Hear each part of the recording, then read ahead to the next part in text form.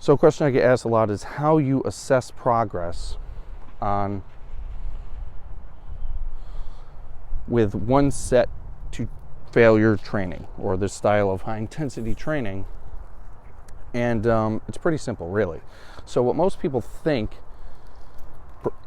seats.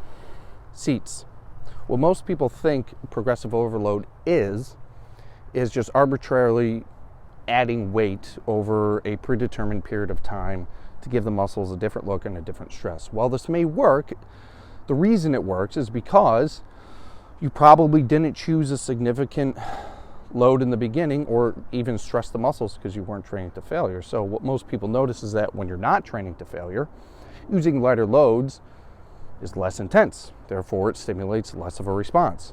Then they notice when they use a higher load, they actually work hard and train the muscles intensely, what stimulates a response. It's got nothing to do with the load. It's got to do with the intensity involved. The people who arbitrarily add some load just work harder. That's why it works. So that's not progressive overload. What progressive overload is adding resistance over time as your body adapts and gets stronger. So the way to apply this to single set training to failure is you choose a target rep range. I like to use 8 to 12, you can use 6 to 10, whatever, doesn't matter. You choose a weight which allows you to reach failure within the target rep range, and then when you're able to do more repetitions, when you exceed that target rep range, say you're able to do more than 12 in your 8 to 12 target rep range, then you add resistance. Very small amount of resistance, generally like 5, maybe 10%. And every time you're able to exceed that target rep range, you just add resistance.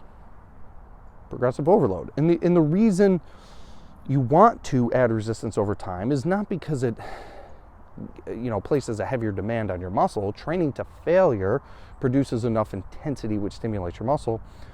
The only reason really you add resistance is, the only reason you add resistance is to keep the workout relatively efficient. Theoretically, you could just keep the same weight and just keep training to failure because you will stimulate and recruit all the motor units in that target muscle group just by simply training to failure. It doesn't matter how much time you do it. But, if you stick with the same weight forever, eventually you'll be having 3, 4, 5-minute sets. And this simply becomes inefficient time-wise. Also, if you get so strong to the point where you're having a 3, 4, or 5-minute set, you're probably just going to be re-recruiting You're probably just going to be re-recruiting slow twitch motor units and